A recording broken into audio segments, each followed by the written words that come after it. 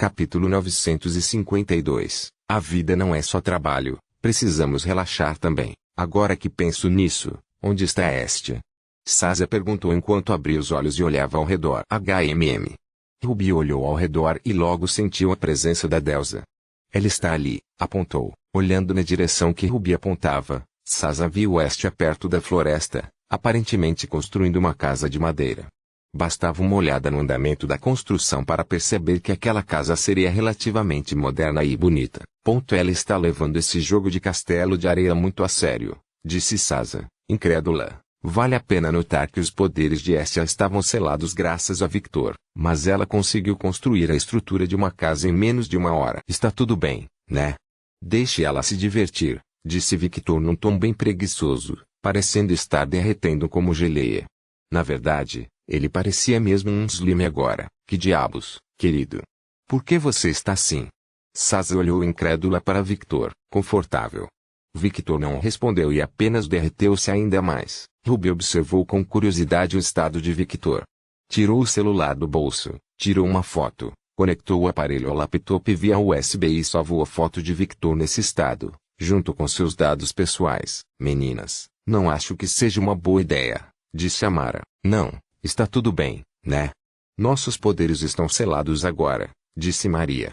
Não vai doer nada, e assim ela também pode se divertir. Ainda não acho que seja uma boa ideia, insistiu Amara. Mas antes que ela pudesse argumentar mais, Roshani pegou a bola da mão dela e a jogou em direção a Ruby, claramente mirando na cabeça dela. Mas quem era Ruby?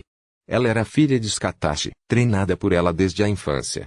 Uma bola dessas jamais a atingiria. Se fosse uma bola normal, é claro, Ruby desviou para a esquerda, e a bola passou pelo seu lado direito, mas a bola que não atingiu era apenas uma ilusão. No momento em que ela virou o rosto para a esquerda, a bola real a atingiu bem no rosto. O silêncio reinou. Mesmo com meus poderes selados, tenho mais capacidade de manobrar porque estou conectada com a Darling, sabia? Não me subestime. Muar. Roshani riu como se fosse uma vilã de terceira categoria. Amara e Bruna sabiamente deram alguns passos para trás e saíram sorrateiramente da área, tão silenciosas quanto um gato prestes a atacar sua presa. Mas, neste caso, elas estavam apenas escapando das consequências. Ruby não disse nada enquanto colocava o laptop de lado e se levantava da cadeira. Agachou-se para pegar a bola e, no instante seguinte, seu corpo foi tomado por uma aura vermelha, e seus longos cabelos ruivos pareciam flutuar com poder. Espere, seu poder não estava selado, ainda é. Mas eu liberei alguns dos selos, Victor respondeu, ainda parecendo um slime com cabelo preto. O quê? Querido, isso é injusto, você não pode. Não se preocupem. Para manter a justiça, liberei alguns selos em todos vocês também. Só não destruam a paisagem, ou punirei todos vocês. Antes que Roshani pudesse dizer qualquer coisa, uma bola completamente congelada voou em sua direção. Roshani rapidamente se esquivou do ataque, que voou direto para o mar e explodiu em milhares de partículas de gelo. Embora a bola fosse reforçada para resistir a ataques de humanos, ficar completamente congelada não estava entre suas resistências. Uma mão viscosa emergiu do corpo gelatinoso de Victor, e ele estalou os dedos. No instante seguinte, 10 bolas de vôlei surgiram ao redor de Ruby. Querida, você tem algo contra mim? Claro que não. Mas você precisa aprender a não perturbar a paz dos outros. Um sorriso malicioso surgiu no corpo gelatinoso de Victor. Agora, ele parecia um lodo completamente perverso. Seu bastardo sádico. Não corra, Roshani. Aceite seu castigo. Ruby pegou 2 bolas e as jogou na direção de Roshani. Guiar. Não finja que não sabia de nada, Maria. Eu ouvi a conversa de vocês. Ruby jogou mais bolas na direção de Maria, que tentava sorrateiramente evitar o conflito. Uma dessas bolas acidentalmente fez uma curva e atingiu o rosto de Kaguya, que estava arrumando as coisas na praia. Ruby começou a suar nervosamente. Victor sorriu maliciosamente e novamente estalou os dedos, e no momento seguinte, mais bolas apareceram perto de Kaguya. Os longos cabelos negros de Kaguya ganharam vida, e ela agarrou todas as bolas ao seu redor. Merda! Com um salto, Ruby tentou escapar, mas uma mão da escuridão surgiu da sombra de Ruby, e Kaguya a jogou em direção ao mar. No momento seguinte, ela jogou 5 bolas em direção a Ruby, que se transformaram em 5 meteoros feitos de pura escuridão. Isso é exagero. Ruby ajustou o equilíbrio e criou uma plataforma de gelo atrás de si. Ela desviou das 3 primeiras bolas pulando e criando plataformas de gelo, mas finalmente desistiu e chutou as 2 últimas na direção de Kaguya. Logo, as 2 bolas feitas de escuridão retornaram a Kaguya como 2 esferas de gelo. Umph!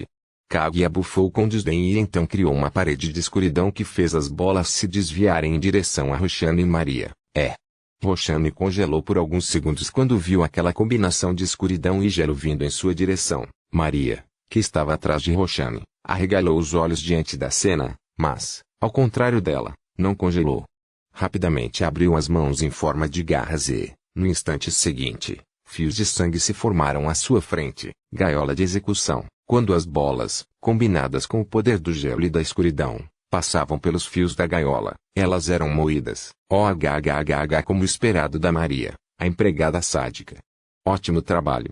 Roshane aplaudiu. Umph!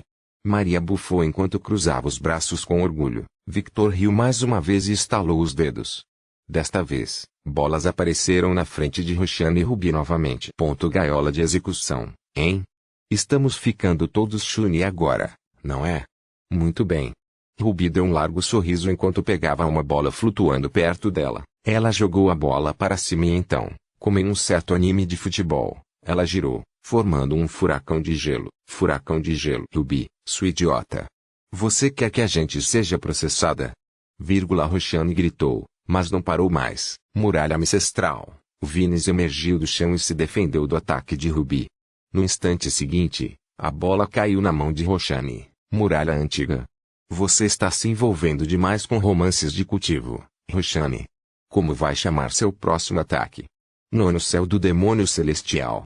Esfera transcendente das planícies ancestrais, o quê? Não. E eu não estou lendo romances de cultivo. Só achei que o nome soava legal. Ela bufou. Ótimo. Ruby assentiu, satisfeita com a resposta de Roshane.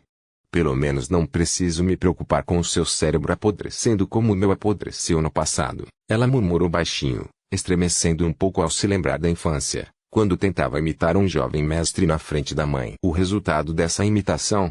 Sua mãe intensificou ainda mais o treinamento, dizendo, se você está agindo com tanta arrogância, significa que tem força para sustentar essas palavras, certo? Se a vergonha pudesse matar, ela definitivamente teria morrido naquele dia. Roshane, eu te disse para não destruir a paisagem. Victor rosnou. Ah! Desculpe, querida. Eu esqueci. Victor revirou os olhos, seu corpo gelatinoso retornando à forma normal, e se levantou do chão.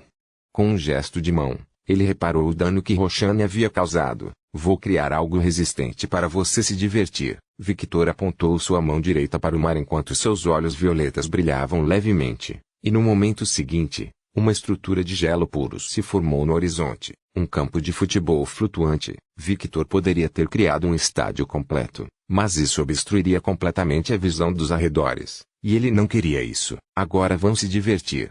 Os times serão Kaguya, Ruby e Amara contra Roshane, Maria e Bruna. Por que você está me colocando nisso, Victor? Amara, que estava relaxando na cadeira ao lado de Victor, falou. Ela é sua irmã. Ele falou num tom simples. Essa não é uma razão válida. Amara fez beicinho. Esqueça essa mulher e coloque Eve ou Roberta no time adversário. Elas serão mais eficientes que ela. Roshane bufou. As veias saltaram na cabeça de Amara. Você está me chamando de incompetente, hein? Pensando bem, tenho muitas frustrações para desabafar com você. Ah? Você ganhou motivação, irmãzinha. Suas veias ficaram ainda mais salientes. Vou fazer você sofrer, Roshane. Fufufufu, duvido da sua capacidade. Querida, prepare tudo. Amara gritou com raiva. Sim, sim. Victor riu, estalando o dedo, e no momento seguinte, todo o campo foi reforçado. Vão para suas posições, ordenou Victor e então explicou. As regras são as mesmas do futebol normal, mas você pode usar seus poderes somente quando tiver a bola nos pés ou quando estiver defendendo o gol. Basicamente o mesmo que aquele anime. Hein? Ruby falou. Sim. Victor assentiu. Ótimo. Isso vai ser divertido. Ruby sorriu. Eu serei o árbitro e, mesmo que não esteja em campo, ainda estarei observando. Então não atrapassas. Rápido, Victor. Quero esmagar essa cara irritante. gritou Amara. Blé. Roxane mostrou a língua para a irmã, um ato que deixou Amara ainda mais furiosa. Roxane realmente fica muito sádica quando se trata da irmã, comentou Roberta enquanto relaxava. Ela tinha suado bastante jogando vôlei, então agora só queria descansar. Pode não parecer, mas eles realmente se gostam. Isso é simplesmente amor de irmãs, segundo Darling. Sasa falou enquanto se deitava na mesma posição de antes. Ela havia pensado em jogar um pouco de futebol, mas desistiu. Afinal, com sua percepção anormal do tempo, o jogo seria tão chato que ela preferiria apenas deitar e relaxar. É bem normal. Eu fazia as mesmas coisas na minha igreja no passado. Embora não fôssemos tão violentos quanto a Roxane, comentou Bruna, suspirando e se levantando para ir jogar futebol. Pensando bem, você era uma freira, hein? Eu tinha esquecido que você era uma serva do Pai Celestial. É normal, afinal, já faz tanto tempo. E agora minha fé está toda voltada para o meu marido. Bruna sorriu amorosamente enquanto sua mente viajava para lugares perigosos para crianças inocentes. No momento seguinte, ela voou em direção ao campo.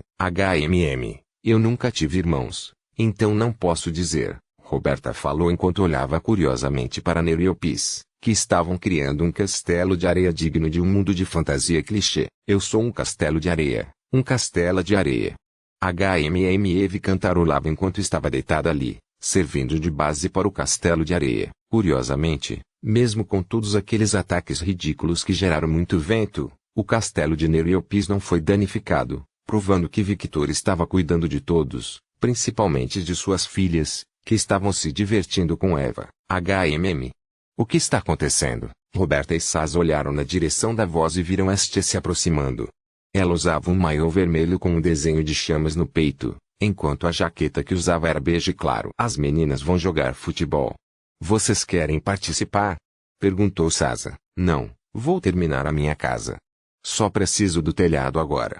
Estia recusou enquanto caminhava em direção à floresta para buscar mais madeira. Por um instante, olhou para Nero e Opis, com os olhos brilhando de interesse ao ver o castelo das meninas. Decidida a oferecer um conselho valioso da deusa dos arquitetos, aproximou-se das duas. Ofis, Nero. As duas garotas olharam para Estia. Você já pensou no design de interiores? Design de interiores, algo assim. Posso? Opis e Nero se entreolharam e assentiram. Então, olharam para Estia e disseram simultaneamente, claro. Estia agachou-se em frente ao castelo. Primeiro, removeu o portão do castelo e o abriu. Em seguida, removeu a areia suficiente do interior para manter o formato do castelo e começou a trabalhar no design de interiores. Criou estátuas de cavaleiros, pilares de areia e grandes janelas. Era como se estivesse recriando todo o interior de um castelo de fantasia. Nero e Opis tinham os olhos brilhando diante dessa obra literalmente divina, pois não tinham ideia de como o castelo inteiro estava de pé apenas com areia. Incrível! Como você está fazendo isso? Perguntou Nero. Instinto. Não consigo explicar direito, eu simplesmente faço. Estia respondeu. Olha, esta é a casa que acabei de criar. Agora só preciso adicionar o telhado. Depois disso, devo fazer os móveis. Ela apontou para sua casa de madeira. O quê? Como você criou isso tão rápido? Seus poderes não estão selados? Perguntou Nero enquanto olhava para a casa. Com apenas um olhar, ela pôde ver que a casa tinha 3 quartos, um banheiro, uma sala de estar, uma cozinha e uma área de lazer no quintal. Sim, são. E como eu disse, é bem natural para mim. Não sei explicar muito bem. E não foi rápido. Levei muito tempo. Não ter poderes é muito inconveniente. Ela falou enquanto continuava trabalhando. Quando Nero e Opis olharam para o castelo, arregalaram os olhos ao vê-lo completamente aberto por dentro, repleto de móveis e desenhos detalhados.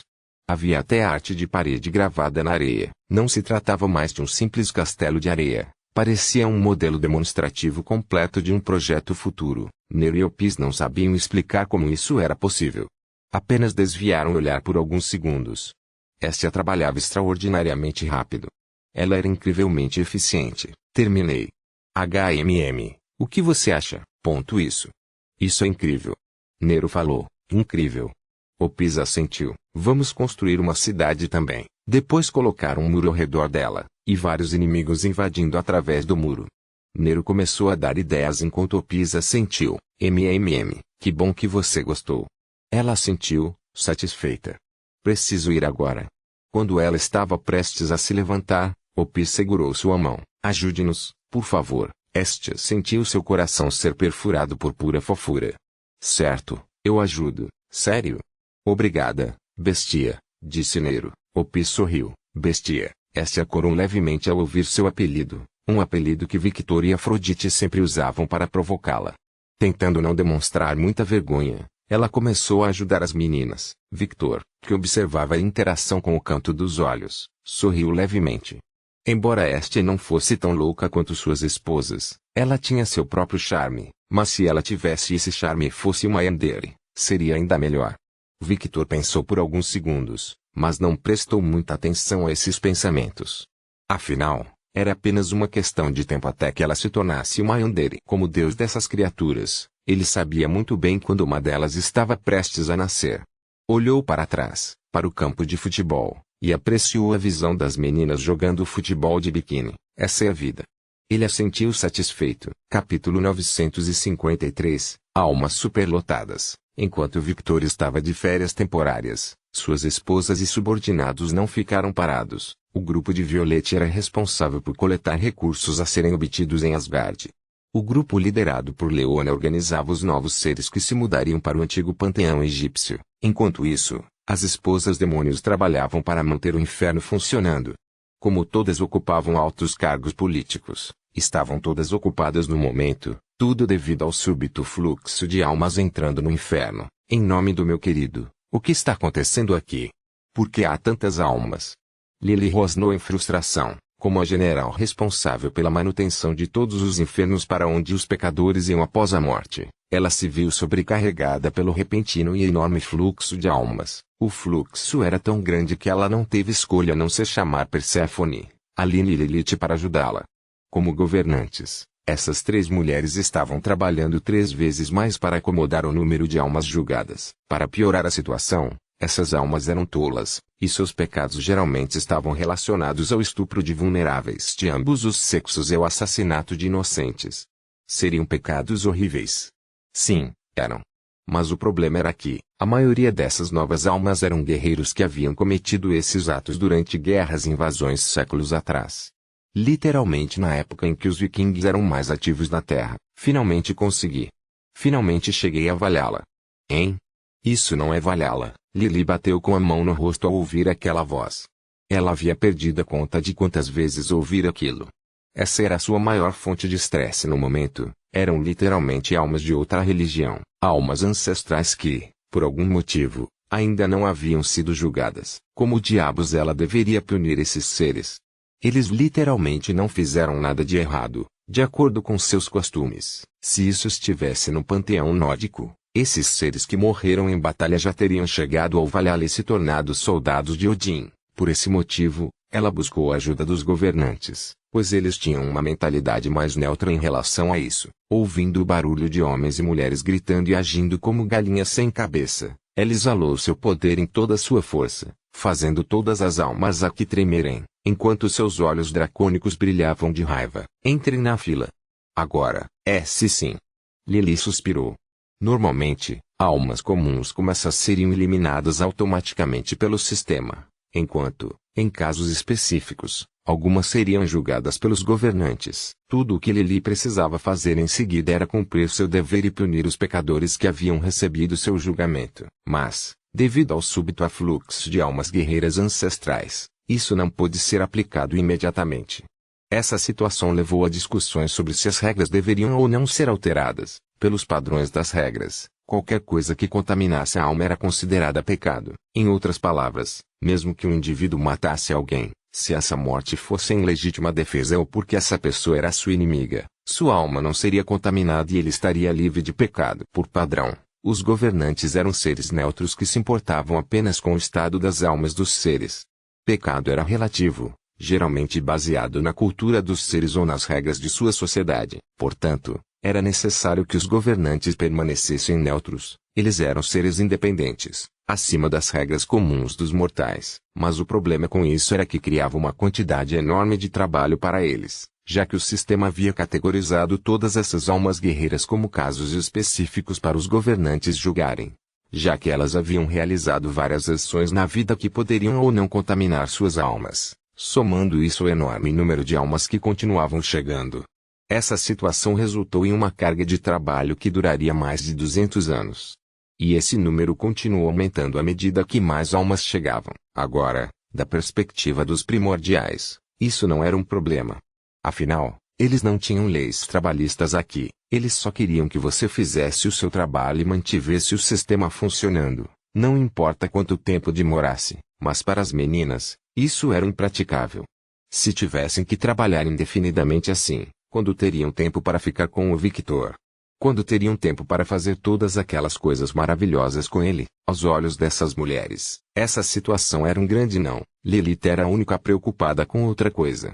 Como uma mulher que apreciava as conveniências da sociedade moderna, ela temia ficar tão ocupada que não teria tempo para fazer mais nada. Isto é o inferno. Lilith gritou em sua mente quando viu a longa fila de almas esperando para serem julgadas. Para ela, esta visão era a definição de um pesadelo infernal. Devido a essa situação, uma reunião de emergência foi convocada pelos administradores do inferno. O que está acontecendo aqui? Por que almas do inferno nórdico estão vindo para cá? Lili bateu a mão na mesa, irritada. Inicialmente, ela não entendeu o que estava acontecendo, mas depois de 20 minutos organizando tudo, percebeu que um fluxo anormal de almas vindas do panteão nórdico, almas que já deveriam ter sido julgadas pelos governantes daquele inferno específico, mas por algum motivo não o foram, estava entrando em sua jurisdição. Algumas dessas almas eram guerreiros com mais de 2.000 a 3.000 anos. Eles haviam morrido há muito tempo. Essas almas podem ser consideradas os primeiros vikings, os primeiros habitantes do norte da Europa e da Escandinávia. Atualmente na sala estavam Lilith, Perséfone, Aline e Helena, que estava no comando enquanto o rei estava fora. Ela era literalmente a rainha cuidando de tudo. Calma, Lili. Gritar não vai ajudar ninguém, disse Helena. Arg, você diz isso porque não teve que lidar com um bando de homens e mulheres barulhentos, resmungou Lili. Aline, Perséfone e Lilith suspiraram ao ouvir o que Lili disse. Elas compartilhavam a mesma opinião que Lili. Aquelas almas eram muito irritantes. Helena revirou os olhos e então olhou para o grupo. Ignorou completamente o que Lili havia dito. Não sei bem o que está acontecendo, mas talvez eu tenha algumas ideias. Helena colocou a mão no pulso e apertou alguns botões em sua manopla. No momento seguinte, um holograma apareceu, mostrando eventos recentes envolvendo o Victor e suas ações no panteão nórdico. As mulheres responsáveis por comandar o inferno leram o relatório detalhado escrito por Velnorá, e o silêncio reinou na sala enquanto liam o relatório inteiro. Esse silêncio durou 5 minutos inteiros até que Lilith quebrou falando. Não entendi. Esse fluxo irregular de almas tem algo a ver com o Victor? Provavelmente. Helena não deu uma resposta definitiva. Como sabemos, sempre que nosso rei se envolve em algo, problemas tendem a acontecer, e o único evento significativo ocorrido recentemente que justificaria esse aumento intenso de almas é este. Ponto claro, pode ter havido um incidente do qual não temos conhecimento.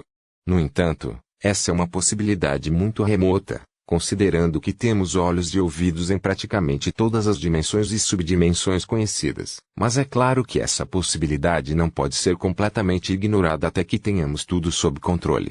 Espere um segundo. Nosso rei curou ela. Ele usou seu poder para curar a mulher responsável pelo inferno nórdico. Aline começou a falar enquanto seu cérebro trabalhava em uma possibilidade. Conte-nos o que você está pensando, Aline, disse Helena. Como sabemos, apesar de não ter uma posição oficial como governante deste inferno, Victor ainda é dono desta dimensão. A prova disso é que o inferno está literalmente dentro de sua alma. Acredito que, ao curar ela, uma pequena conexão foi formada entre as duas dimensões. E as almas que estão entrando em nosso inferno são provavelmente aquelas que Odin não queria envalhá-la. Além das almas que ela provavelmente escondeu para servir como soldados na guerra que está travando. O problema com esse raciocínio é que acho praticamente impossível para o meu rei fazer tal conexão sem saber. Então, essa situação faz parte do plano dele? Mas se era o plano dele, por que ele não nos contou nada? Pensou Aline, mas não expressou esses pensamentos em voz alta.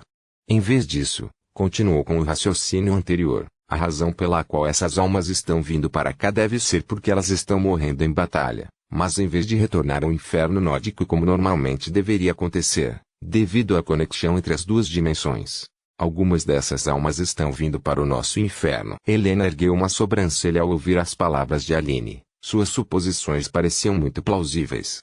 Por isso, ela decidiu entrar em contato com Violette. Ela tocou o pulso novamente e, dessa vez, outro holograma apareceu ao lado do relatório. Sim.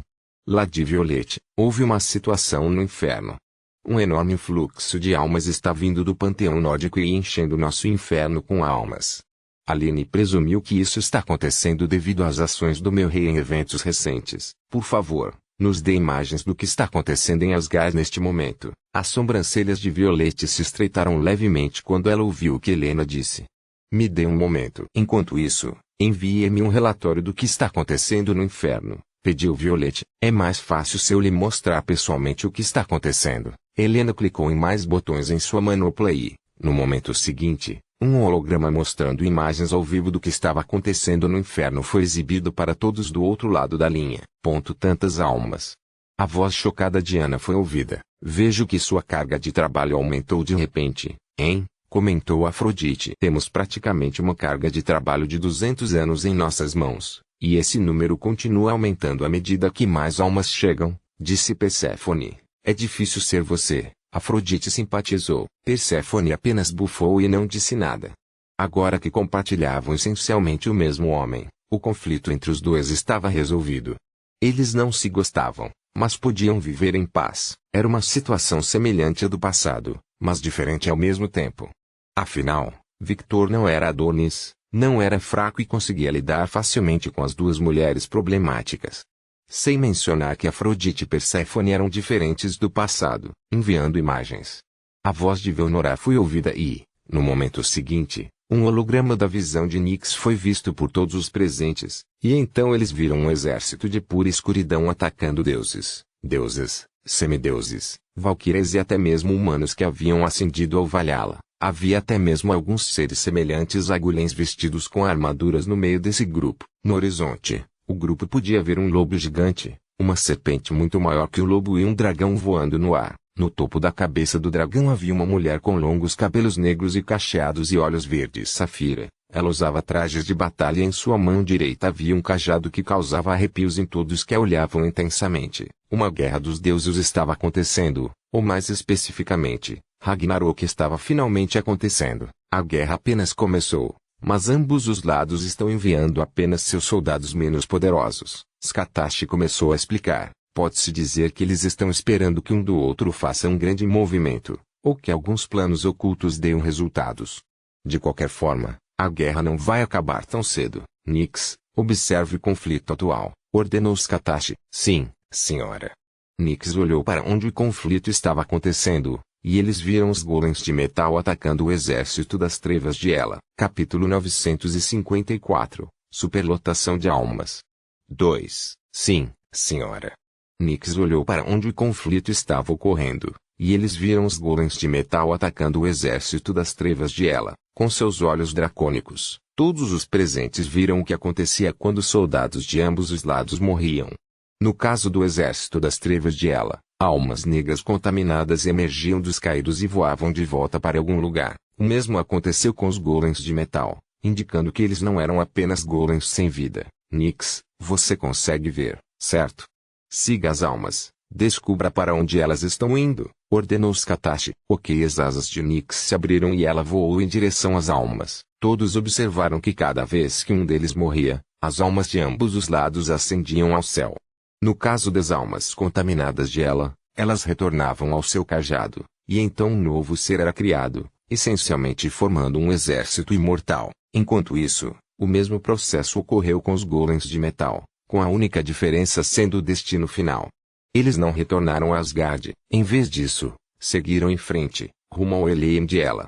Ou pelo menos era o que deveria ter acontecido. As almas dos golems de metal estavam sendo desviadas de seu caminho para o inferno de Victor.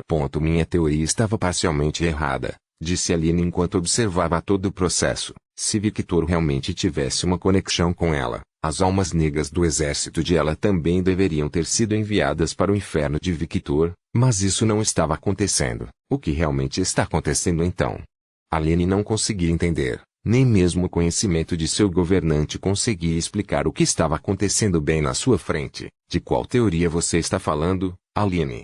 Perguntou Afrodite. Inicialmente, eu acreditava que as almas nórdicas estavam vindo para o nosso inferno porque nosso rei havia curado ela e, com isso, formado algum tipo de conexão entre elas.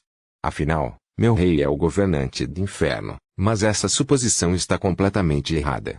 Darling não faria uma coisa dessas e esconderia isso de nós. Aline não conseguia imaginar Victor fazendo algo que estressasse suas esposas sem fazer planos para ajudá-las. Ele as amava demais para fazer uma atitude tão tola. Portanto, minha suposição se desfez quando vi essa cena. Se eu estivesse certa, as almas contaminadas do exército de ela também deveriam estar vindo para o nosso inferno. Mas apenas as almas dos golems de metal de Odin estão vindo para cá, suspirou Aline. Na tradição nórdica, guerreiros que não recebiam a honra eterna de entrar em Valhalla e se tornaram Engejar, um guerreiro de Odin, se tornariam ferramentas para o próximo Ragnarok. Neste caso, as ferramentas em que se transformaram são os golems de metal que estamos vendo agora. Afrodite começou a explicar. Todos esses golems são possuídos pelas almas daqueles que não eram dignos de entrar em Valhalla, mas eram competentes o suficiente para se tornarem guerreiros automatizados. Que decisão estúpida! Skatashi não pôde deixar de dizer ao ouvir o que Afrodite disse. Todo guerreiro tem o potencial de se tornar mais forte. Em vez de transformá-los em autômatos irracionais, eles deveriam ter treinado esses guerreiros e criado um esquadrão de seres poderosos. As meninas concordaram com a cabeça. Os deuses tinham território suficiente para sustentar um planeta inteiro, sem mencionar que, graças aos deuses relacionados à divindade da natureza, sua dimensão jamais ficaria sem vida, a menos que algo extremamente específico, como ocorrido nos eventos anteriores envolvendo o dragão do fim, acontecesse. Portanto, eles não tinham justificativa plausível para relegar essas almas à condição de golems automatizados. Seria mais eficiente estabelecer uma hierarquia onde aqueles guerreiros que não conseguiram entrar em Valhalla pudessem provar seu valor novamente em um conflito ou guerra para ganhar o status de guerreiros escolhidos de Odin. Dessa forma, aqueles que não chegaram a Valhalla teriam outra chance de provar seu valor e, conhecendo a mentalidade desses guerreiros, esse curso de ação certamente daria certo. Afinal, apesar de não serem aceitos diretamente em Valhalla, eles eram dignos o suficiente para alcançar pelo menos os portões de Asgard, algo que uma alma comum não poderia fazer, já que almas comuns, vindas daqueles que não eram guerreiros, iriam direto para o inferno de Hela. Sim, se você fosse um nórdico e vivesse sua vida em paz e morresse em paz, você não seria digno de entrar no paraíso nórdico, você iria direto para o inferno, onde seria julgado pelo governante ou pelo sistema. Odin estava essencialmente roubando almas de boa qualidade e adicionando-as ao seu exército, e ele vinha fazendo isso há milhares de anos. Quanto às almas que ele considerava indignas, ele as transformava literalmente em golems de metal. Humanos comuns que eram civis recebiam tratamento ainda pior. Eles eram enviados diretamente para Helheim. Devido a essas ações, o panteão nórdico havia se tornado um lugar militarista onde apenas guerreiros tinham privilégios. Todo o sistema nórdico estava em desordem devido a essa política, mas, de alguma forma, ele ainda funcionava, e os primordiais não interferiram. É claro que essa não interferência também teve a participação de Odin.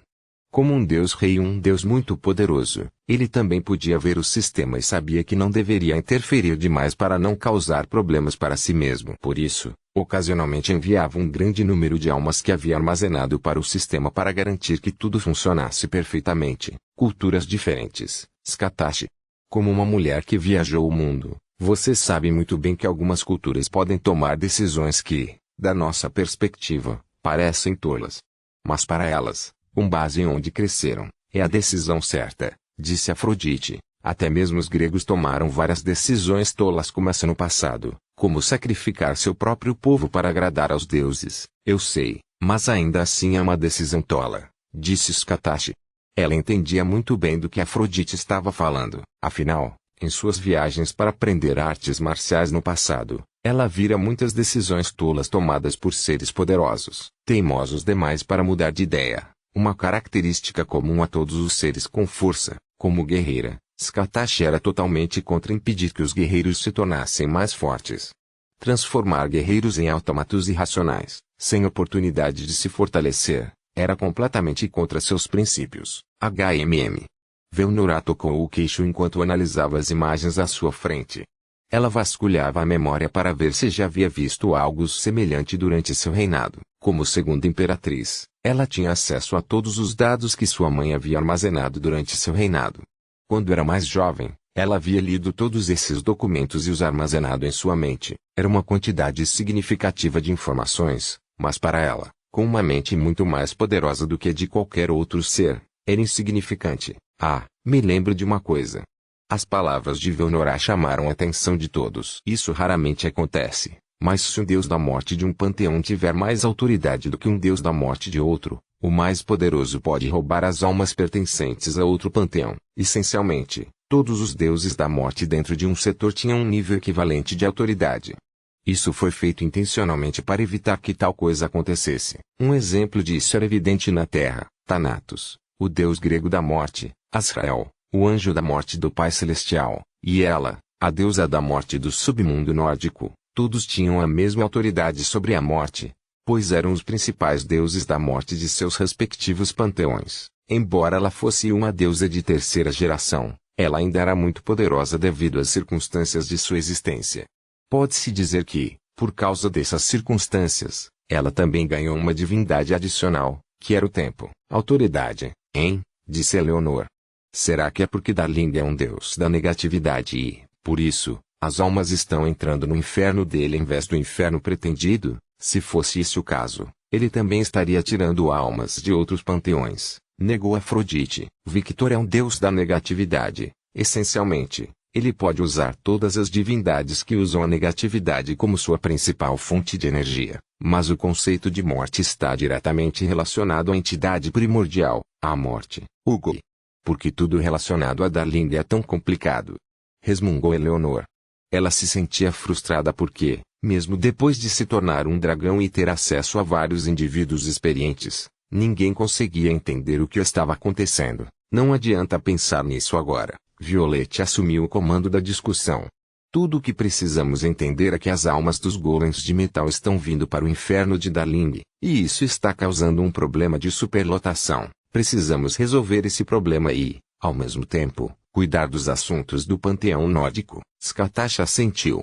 Violette está certa. Podemos pensar nisso mais tarde. Qualquer suposição agora seria redundante, considerando que não temos informações suficientes para dar uma resposta correta. O que nos leva à pergunta: como você vai lidar com o problema da superlotação? Skatach olhou para Helena. Não temos escolha a não ser solicitar uma mudança de regra no sistema automatizado. Em vez de incluir apenas humanos normais com escolha simples, também incluiremos guerreiros nessa lista. Dessa forma, o número de almas que precisam do julgamento de um governante diminuirá significativamente, disse Helena. Como governantes de um inferno, Lilith, Perséfone e Eline podiam solicitar uma mudança nas regras ao sistema. É claro que, devido à sua autoridade limitada, esse pedido se restringia apenas ao processamento de almas. Eles não eram como Victor, que tinha considerável autoridade sobre o sistema por ser uma existência muito única. Essa mudança será permanente ou vocês a retirarão mais tarde? Perguntou Skatach. Teremos que retirá-lo no futuro, considerando que todos os nossos futuros guerreiros que morrerem passarão pelo nosso inferno. Precisamos ter esse controle se quisermos um exército imortal que nunca morre, disse Helena. Mas, ao mesmo tempo, estou tentado a deixar como está, caso uma situação como essa ocorra novamente no futuro. Por que você não muda o funcionamento do processo de automação? Por exemplo, você não pode criar um filtro que identifique nossos guerreiros das outras almas. Sugeriu Violette. Isso é impossível, negou Helena. Por quê? Questionou Violette. Não temos autoridade suficiente, explicou Helena, mesmo com 3 governantes. Violette ergueu uma sobrancelha curiosa. A razão para termos 3 governantes é garantir que o sistema funcione corretamente, considerando que este é um inferno muito grande, para onde virão as almas de muitos seres futuros. Em termos de autoridade, nós 3 juntos temos a mesma autoridade de um governante normal. Ponto mais quantidade, mas a autoridade é a mesma, né? Acho que o único que pode resolver esse problema é o Victor, Considerando que ele é o dono de toda a dimensão, essa provavelmente é nossa única opção, disse Helena. Enfim, o Darling está curtindo as férias agora, deixe-o descansar um pouco. Se a situação sair do controle, podemos chamá-lo, mas, por enquanto, vamos resolver os problemas da melhor maneira possível, afirmou Violette, e todas concordaram com esse pensamento. Chamar Victor para resolver um problema para elas era simplesmente constrangedor, feriu o orgulho delas. Todas ali eram mulheres capazes e se orgulhavam disso. Elas poderiam muito bem lidar com esse problema. Embora compartilhassem o mesmo sentimento, Scatache, Violette e Velnora tinham uma mentalidade mais pragmática, especialmente Velnora. Se a situação saísse do controle, ela chamaria alguém capaz de resolver o problema. E, neste caso, essa pessoa era Victor. Vamos voltar ao trabalho, ordenou Violette. Helena, fique na linha, coordenaremos nossas ações. Sim, Lady Violette. Capítulo 955. Um velho amigo. Enquanto esses problemas se desenrolavam, Victor caminhava pelo antigo panteão egípcio. Ao seu lado estavam Ruby, Sasa, Hestia, Nero e Ófias. As donzelas estavam à sua sombra, que, segundo elas, era onde se sentiam mais confortáveis, mesmo sendo dragões de verdade. Suas atitudes mimadas não haviam mudado muito. Na verdade, pode-se dizer que haviam se tornado ainda mais mimadas. Victor achou isso muito bem-vindo. Afinal, ele gostava muito de mimá-las, e era por causa dessa personalidade que algumas mulheres se preocupavam com seus futuros filhos. Depois de passar algum tempo na praia, voltar para casa e se envolver em atividades noturnas que exigiam bastante esforço, Victor seguiu em direção ao antigo panteão egípcio com seu grupo. Apesar de ser um grupo notável, composto pelos senhores desta dimensão, ninguém conseguia notá-los. Era como se fossem cidadãos comuns. Victor olhou para um ponto quando notou alguém familiar. Ruby e Sasa, que estavam por perto, também olharam para onde Victor estava olhando e viram um homem alto, de cabelo preto, não tão grande quanto antes, mas também não muito pequeno. Na verdade, seu corte de cabelo parecia muito parecido com o de Victor. Em vez de usar roupas mais casuais, o homem vestia roupas mais elegantes que acentuavam seu corpo recém-musculoso. Alfred. Ruby perguntou, um pouco surpresa. Sim, confirmou Victor. Parece que o efeito da namorada teve um forte impacto sobre ele. Sasa riu. Não só isso, ele evidentemente ficou mais forte do que antes. Embora, para os nossos padrões, ele ainda esteja pateticamente fraco, comentou Victor. Em termos de evolução de força, os humanos são bastante limitados, afinal, observou Sasa. Ao contrário dos dragões, que nascem mais fortes, os humanos dependem muito de ferramentas para se tornarem mais fortes. No caso de Fred, ele se baseava em uma ferramenta chamada Onmyojutsu, que, como Mizuki demonstrou, havia se mostrado uma ferramenta muito poderosa nas mãos das pessoas certas. Só pela confiança que ele exalava e pelas criaturas poderosas escondidas ao seu redor, Victor tinha certeza de que Fred era uma dessas pessoas certas. Ele era estranhamente talentoso em diversas áreas. Hestia, Ruby, Sasa, levem as crianças e deixem que elas se divirtam. Eu vou com vocês em algum momento. Você quer encontrar seus amigos? Perguntou Ruby. Sim, faz um tempo que não o vejo. Victor assentiu, sorrindo levemente. Muito bem, vou aproveitar esse tempo para comprar algumas coisas para o meu laboratório. Só não se exponha demais, ou problemas irritantes surgirão. Afinal, seu rosto é bem reconhecível, alertou Victor, despreocupadamente. O aviso não era para protegê-los, já que ela era um verdadeiro dragão em seu território, e não havia perigo ali. Era mais sobre ela atrair muita atenção, e qualquer coisa que fizesse seria recebida com uma reação exagerada. Ela não conseguia relaxar daquele jeito. Esse foi o preço da fama. Claro que sim. Eu pareço com a minha mãe, bufou ela, lembrando-se de que, devido ao incidente de sua aparição na reunião de seres sobrenaturais como companheira de Victor, a fama de Scatache havia crescido ainda mais. Ela só ficava atrás de Victor em termos de fama. Graças a isso, as irmãs Scarlet também tiveram uma pequena parcela dessa fama. Afinal, elas eram bastante reconhecíveis com seus cabelos Scarlet e corpos voluptuosos. Não só eles, devido à fama de Victor, todos estavam tentando reunir informações sobre o homem e as pessoas ao seu redor. Mas era praticamente impossível obter qualquer informação relevante que Victor não quisesse que soubesse. Afinal, ele controlava toda aquela dimensão. Portanto, os espiões só podiam enviar informações visuais. Todas as mulheres que possuíam a presença de um verdadeiro dragão e as características de um dragão eram creditadas como parte do harém do deus dragão do caos, o que, de certa forma, era verdade, já que somente a família de Victor podia se transformar em verdadeiros dragões. Não pense muito nisso, apenas relaxe.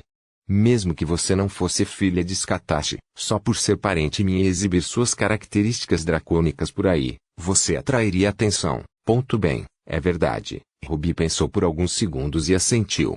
Ela poderia facilmente esconder essas características, mas não via necessidade. Ela era um dragão, e um dragão orgulhoso. Ruby lançou um olhar rápido para Victor e então pulou sobre ele, puxando-o para um beijo. Uma intensa batalha de línguas se seguiu e, alguns segundos depois, ela se afastou. Só não demore muito, querida. Ponto claro. Antes que ele pudesse terminar de falar, Sasa o puxou para um beijo ainda mais intenso. Ponto Nero, o que você está fazendo? Opis perguntou ao ver seu rosto coberto pelas mãos enluvadas de Nero, coisas que não são permitidas para crianças. Continue fazendo isso por enquanto. Ponto. Mas você também não é uma criança, é? Perguntou Opis. Ponto. Isso não é desculpa. Opis fez beicinho. Este apenas balançou a cabeça diante da cena, seus sentimentos agora mais complexos. Ela não gostava nem um pouco da visão. A inveja e a possessividade cresciam dentro dela como um verdadeiro dragão. Ela instintivamente se sentiu protetora de sua progenitora, mas, em meio a todas essas emoções, ela também se sentia preocupada. Afinal, suas divindades ressoavam fortemente com Victor. Ela nunca imaginou que os conceitos de Lar e Yandere pudessem se entrelaçar tão bem. Enquanto este questionava esse sentimento estranho dentro dela, Sasa parou de beijar Victor, lambeu os lábios e disse: "Não demore muito, querido." Uma declaração misturada com vergonha e possessão. Parecia que a influência de outros membros da família de Sasa estava afetando positivamente. Eu vou. Victor assentiu com um sorriso gentil. Sasa assentiu, envergonhada, mas ainda satisfeita. Então, pegou a mão de Ruby e a puxou para longe. A ruiva apenas olhou para a amiga com um olhar divertido. Se você tem vergonha de fazer isso em público, simplesmente não faça, pensou Ruby, mas não disse nada. Às vezes, mesmo depois de fazer tantas coisas obscenas no quarto e de estar com Victor por tanto tempo, ela ainda se sentia envergonhada por algumas coisas simples. Ela é tão adorável. Ruby riu enquanto se deixava puxar por Sasa. Meninas, vão com eles, disse Victor enquanto olhava para sua sombra. Tem certeza, Victor? Sim, quero ter um momento a sós com meu amigo. Não se preocupe, você pode voltar em breve. Ponto certo. Querido. Em uma cena semelhante anterior, Kaguya pulou em direção a Victor e o beijou. Exatamente 3 segundos depois, ela se separou dele, mergulhou nas sombras e desapareceu sem deixar Victor dizer nada. Victor piscou 2 vezes e depois riu. Ela é tão adorável. Que bom que ela está diminuindo as barreiras comigo. Mesmo tendo feito muitas coisas desagradáveis com Kaguya, ela sempre manteve um pouco de distância por ser uma empregada. Era bom vê-la tomando decisões de boa vontade para ser mais honesta consigo mesma. Embora ela fosse uma empregada doméstica, por escolha própria, ela ainda era sua esposa antes de ser uma empregada doméstica. Enquanto Kaguya desaparecia nas sombras, ela ouviu a voz de Maria. E pensar que o chefe faria isso, disse Maria. Fofo. O chefe é fofo. Roberta quase sentiu o nariz sangrando. Kaguya tsundere. Eve perguntou. É mais como se ela tivesse vergonha de se expressar, disse Bruna para Eve. Calem a boca, todos vocês, rosnou Kaguya. Mas essas palavras só alimentaram as provocações, dando-lhes ainda mais motivos para provocar Kaguya. Hoje foi um lindo dia para Fred. O sol estava lindo, o céu estava limpo, o clima estava perfeito, nem muito quente como no deserto, nem muito frio. Ele não sabia se era por causa dos novos habitantes Soukai, ou das mulheres que eram esposas de seus amigos. Ele não sabia, e não se importava. Hoje era um dia lindo. Fred saiu de casa em direção à loja e, enquanto caminhava pelas ruas, jamais imaginou que um dia viveria em um lugar onde existissem deuses de verdade. Pelo que ouviu, se não fosse amigo de Victor, definitivamente não conseguiria morar ali. É assim que é ter um amigo influente, hein? É bom. Fred sentiu. Podemos dizer que a vida dele mudou graças ao amigo. Ele não só ganhou uma linda mestra que o ensinou, bateu nele até ele aprender a ficar mais forte, mas também ganhou uma namorada. Finalmente consegui aposentar minha mão direita. Ele deu um suspiro feliz, pensando em sua mestra, uma japonesa mais velha que tinha todas as características de uma milf. Ele não pôde deixar de dizer: droga, Victor tem sorte. Apesar de ter sofrido no treinamento, era inegável que sua mestra era linda. Mas agora essa mesma mestra não está disponível porque ela se tornou uma das esposas de seu amigo, e seguindo o código do bromance, a esposa do seu amigo é um homem para ele. Então ele não pensou muito sobre isso, afinal, esse pensamento levaria direto para uma morte prematura. Existem muitos peixes no mar e, felizmente, o predador natural conhecido como seu amigo não tinha interesse em peixes comuns. Ele só gostava dos malucos com a cabeça fora do lugar. Pensando bem, a Mizuki também era assim. Fred estremeceu ao pensar nisso. Sim, apesar de achar uma yandere gostosa e bonita, ele jamais namoraria uma. Principalmente alguém mais forte que ele, que não tem as capacidades de sobrevivência de Victor, nenhuma personalidade como a dele. Se as mulheres que ele tem são yandere, ele é o yandere supremo que as mantém unidas. Ele é o supremo, o Giga Chad. O homem entre os homens. O homem mais atraente do universo. Tosse. Fred riu levemente e ficou constrangido com seus próprios pensamentos introspectivos. É gay imaginar seu amigo transando com você? Ele estremeceu novamente. Sim, é. Fred sentiu,